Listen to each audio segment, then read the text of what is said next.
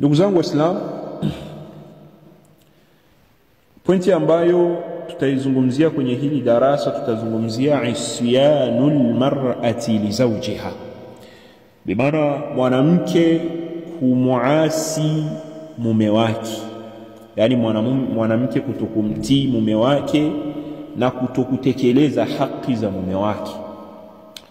Jambo la kwanza ambalo tunapaswa kulifahamu katika hili, ndugu zangu Waislamu, ni kuwa alwajibu ala kulli min az-zawjayn, jambo ambalo ni la lazima kwa wote, mke na mume, jambo ambalo ni la lazima kwa mke na mume, kila mmoja aishi aamiliane na mwenzie kwa wema.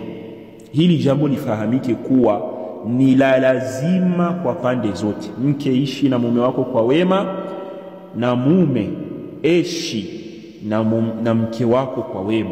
Hili ni jambo la lazima ambalo tumelazimishwa na sheria, wala hakuna jambo la kupindisha upande mmoja wala kudhulumu au kuonea upande mwingine. Hapana.